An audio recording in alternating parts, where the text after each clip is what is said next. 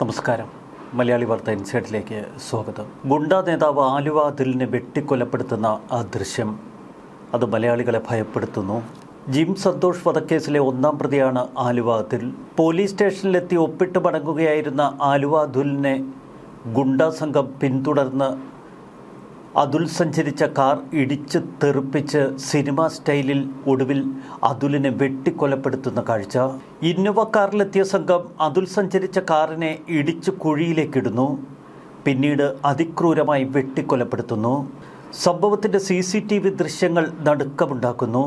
2025 March 27-നാണ് Padanayarkulangara വടക്ക് കെട്ടിശ്ശേരിയിൽ കിഴക്കതിൽ വീട്ടിൽ സന്തോഷ് കുമാർ എന്ന ജിം സന്തോഷ് കൊല്ലപ്പെടുന്നത്. പട്ടാപ്പകൽ കരുനാഗപ്പള്ളി ദേശീയപാതയിൽ രാവിലെ 11 മണിയോടെയായിരുന്നു സംഭവം. ചീറിപ്പാഞ്ഞു പോകുന്ന ദേശീയപാതയിൽ 2 കാറുകൾക്ക് പിന്നാലെ ഒരു ഇന്നോവ. ആ ഇന്നോവ കാർ അതുൽ സഞ്ചരിച്ചിരുന്ന മാരുതി സുസുക്കി കാറിനെ ഒരു കുഴിയിലേക്ക് ഇടിച്ചിടുന്നു.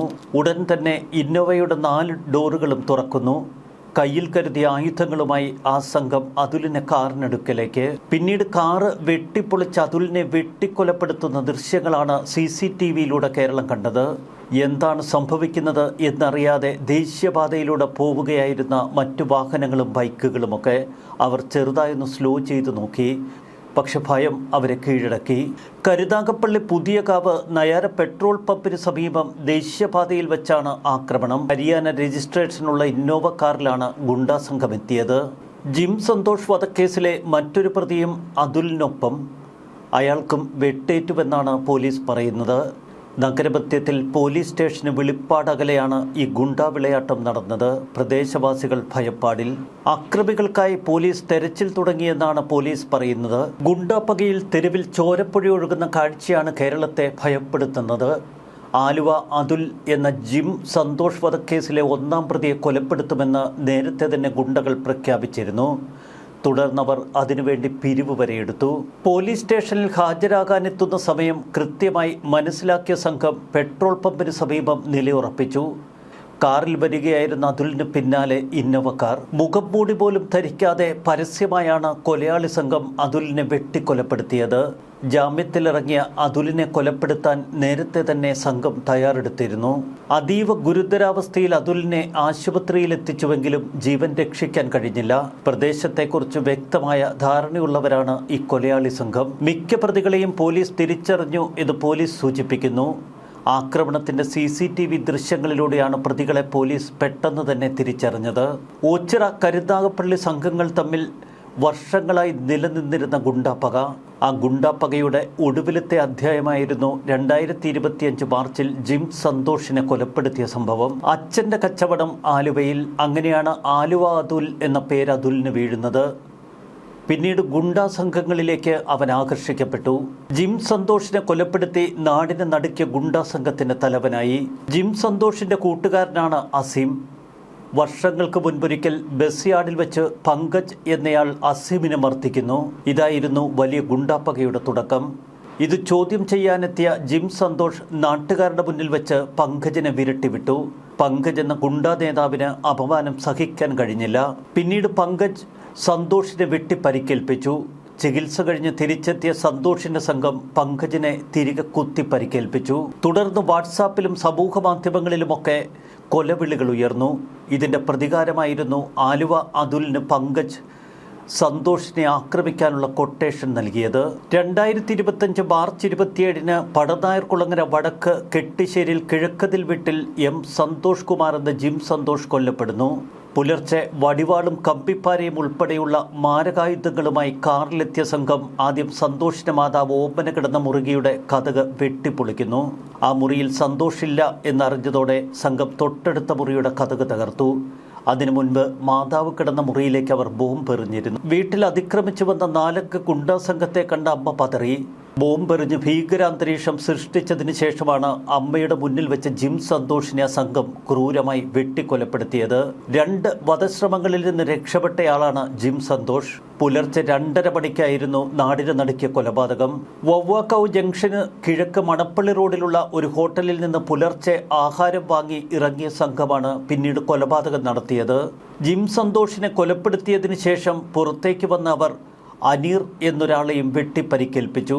പിന്നീട് പ്രതികൾ സഞ്ചരിച്ച കാർ വയനകത്ത് വെച്ച് പോലീസ് പിടികൂടുന്നു. കാറിലുണ്ടായിരുന്നവർ ഓടിക്കളഞ്ഞു. നേരത്തെ വധശ്രമക്കേസിൽ അകത്തായ ജിം സന്തോഷ് ദിവസങ്ങൾക്ക് മുൻപ് മാത്രമായിരുന്നു പുറത്തിറങ്ങിയത്. മാതാവിന്റെ മുന്നിൽ വെച്ചാണ് ജിം സന്തോഷിനെ അവർ വെട്ടിക്കൊലപ്പെടുത്തിയത്. ശരീരത്തിന്റെ പല ഭാഗത്തും വെട്ടേറ്റ സന്തോഷ് കുമാർ മരിച്ചുവെന്ന് കരുതിയാണ് സംഘം മടങ്ങിയത്. മരണത്തോട് മല്ലടിച്ച് കിടന്ന സന്തോഷ് കുമാർ തന്നെ ആംബുലൻസ് വിളിപ്പിച്ചു വരുത്തി. ആംബുലൻസ് എത്തി താലൂക്ക് ആശുപത്രിയിൽ എത്തിച്ചപ്പോഴേക്കും മരിച്ചു. സന്തോഷിന്റെ ഭാര്യ രമ്യയും മക്കളായ ഭഗതും വൈകിയും ഈ സമയം തഴവയിലെ വീട്ടിലായിരുന്നു. ഏറെ നാളുകളായി സന്തോഷ് കുമാറും വയനകം കേന്ദ്രീകരിച്ചുള്ള സംഘവും തമ്മിൽ ഏറ്റുമുട്ടൽ പതിവായിരുന്നു. 1 വർഷം മുൻപ് നവംബറിലായിരുന്നു വയനകം സംഘത്തിലെ പങ്കജിനെ സന്തോഷ് കുത്തി വീഴ്ത്തിയത്. തനിക്ക് നേരെ എപ്പോൾ വേണമെങ്കിലും ആക്രമണം നടക്കാം എന്നറിഞ്ഞിരുന്ന സന്തോഷ് എപ്പോഴും തയ്യാറെടുപ്പിലായിരുന്നു സഞ്ചരിച്ചത്. വീട്ടിലും പരിസരത്തുമൊക്കെ നിറയെ CCTV ക്യാമറകൾ. തന്നെ ആരെങ്കിലും ആക്രമിച്ചാൽ ആ ദൃശ്യങ്ങൾ മൊബൈലിൽ കിട്ടാനുള്ള വേണ്ടത്ര സജ്ജീകരണങ്ങളും സന്തോഷ് നടത്തിയിരുന്നു. പുലർച്ചെ കാറിൽ ഒരു സംഘം ആളുകൾ തന്നെ ആക്രമിക്കാനെത്തുന്ന ദൃശ്യങ്ങൾ സന്തോഷ് കുമാർ തന്നെ തൻ്റെ മൊബൈലിലൂടെ കണ്ടിരുന്നു. തന്നെ ഒരു സംഘം ആക്രമിക്കാനെത്തുന്നു എന്ന വിവരം സുഹൃത്തിനെ അറിയിച്ചു. എത്രയും പെട്ടെന്ന് പോലീസിനോട് വിവരം പറയണമെന്നാണ് സുഹൃത്തിനോട് സന്തോഷ് ആവശ്യപ്പെട്ടത്. ആക്രമണത്തിൽ പരിക്കേറ്റ സന്തോഷ് കുമാർ ആംബുലൻസ് വിളിപ്പിച്ചു വരുത്തി ആശുപത്രിയിലേക്ക് പോകാൻ ശ്രമിക്കുമ്പോഴേക്കും പോലീസും എത്തിയിരുന്നു. പിന്നീട് കാപ്പ ചുമത്തി ജിം സന്തോഷിനെ വധിച്ച കേസിലെ പ്രതികളെ പെട്ടെന്ന് തന്നെ പോലീസ് കസ്റ്റഡിയിലെടുത്തു. ആ കാലഘട്ടത്തിൽ നിരവധി ആക്രമണങ്ങൾ കരുനാഗപ്പള്ളിയിലും ഓച്ചിറ പ്രദേശങ്ങളിലുമായി നടന്നിരുന്നു. പോലീസ് പിടികൂടിയ വാടകക്കാരിൽ നിന്ന് കൂടം, കമ്പിവടി, വടിവാൾ തുടങ്ങിയ മാരകായുധങ്ങൾ കണ്ടെടുത്തു. ജിം സന്തോഷിനെ കൊലപ്പെടുത്തിയ കേസിലെ മുഖ്യപ്രതിയായിരുന്നു ആലുവ അതുൽ. തമിഴ്നാട്ടിലെ തിരുവള്ളൂരിൽ നിന്നാണ് പോലീസ് ഇയാളെ പിടികൂടിയത്. അതും കൊലപാതകം നടന്ന 21 ദിവസങ്ങൾക്ക് ശേഷം. കരുനാഗപ്പള്ളി പോലീസും ഡാൻസാഫും ചേർന്നാണ് അതുലിനെ കീഴ്പ്പെടുത്തിയത്. കൊലപാതകത്തിന് ശേഷം ആലുവയിലേക്ക് കടന്ന അതുൽ പിന്നീട് കുടുംബത്തെ ഉപേക്ഷിച്ച് മറ്റൊരു വാഹനത്തിൽ തമിഴ്നാട്ടിലേക്ക് രക്ഷപ്പെടുകയായിരുന്നു. തുടർന്ന് തിരുവള്ളൂരിൽ പരിശോധനകൾ നടത്തി അതുലിനെ കീഴ്പ്പെടുത്തി. തിരുവള്ളൂരിൽ ഒരു ക്ഷേത്രത്തിന് സമീപം രഹസ്യമായി കഴിയുകയായിരുന്നു ആലുവ അതുൽ. ജിം സന്തോഷിനെ ആക്രമിച്ച് കൊലപ്പെടുത്തിയതിൽ മുഖ്യ പങ്ക് വഹിച്ചത് ആലുവ അതുൽ ആണെന്ന് പോലീസ് കണ്ടെത്തിയിരുന്നു CCTV ദൃശ്യങ്ങളിലൂടെ. പിന്നീട് മടങ്ങുമ്പോൾ അനീറിനെ വവ്വാക്കാവിൽ വെച്ച് വെട്ടുവീഴ്ത്തിയതും ഇതേ ആലുവ അതുൽ. അതുലിൻ്റെ വീട്ടിൽ നടത്തിയ പരിശോധനയിൽ എയർ പിസ്റ്റൾ ഉൾപ്പെടെയുള്ള ആയുധങ്ങൾ കരുനാഗപ്പള്ളി പോലീസ് കണ്ടെടുത്തു. വീട്ടിൽ നിന്ന് മഴുവും വെട്ടുകത്തിയും ഉൾപ്പെടെയുള്ള മാരകായുധങ്ങളും പോലീസ് കണ്ടെടുത്തു. ജയിലിലടയ്ക്കപ്പെട്ട ആലുവ അതുൽ ജയിൽ വാർഡനെ ഉൾപ്പെടെ മർദ്ദിച്ച കേസിൽ പിന്നീട് പ്രതിയായി. കൊല്ലം ജില്ലാ ജയിൽ വാർഡൻ അഭിലാഷിനാണ് മർദ്ദനമേറ്റത്. ജയിൽ ഓഫീസ് ആക്രമിച്ച കേസിലും ഇയാൾ പിന്നീട് പ്രതിയായി. കലിയടങ്ങാതെ സൂപ്രണ്ടിൻ്റെ ഓഫീസിലെ കമ്പ്യൂട്ടർ തല്ലിത്തകർത്ത കേസിലാണ് ആലുവ അതുലിനെ പിന്നീട് പോലീസ് പ്രതി ചേർക്കുന്നത്. 5 വർഷത്തെ കുടിപ്പകയാണ് ജിം സന്തോഷിനെ കൊലപ്പെടുത്തി ആലുവ അതുൽ ഗുണ്ടാ സംഘം തീർത്തത്. അതിന് പിന്നിൽ പങ്കജിന്റെ കൊട്ടേഷൻ. എന്നാൽ കരുനാഗപ്പള്ളിയിൽ ഒരു അനുസ്മരണ സമ്മേളനം ജിം സന്തോഷിന്റെ കൊലപാതകത്തിന് ശേഷം നടന്നത് ഏറെ ശ്രദ്ധയാകർഷിക്കപ്പെട്ടു. കരുനാഗപ്പള്ളി കൊലപാതകത്തിന് ശേഷം ഗുണ്ടയല്ല, ഞങ്ങളുടെ ഹൃദയ സഹയാത്രികനാണ് ജിം സന്തോഷ് എന്ന ബാനറുകൾ ഉയർത്തിക്കെട്ടി സന്തോഷിന്റെ ഒരു കൂട്ടം സുഹൃത്തുക്കൾ ആദരാഞ്ജലികൾ അർപ്പിക്കുന്ന കാഴ്ച.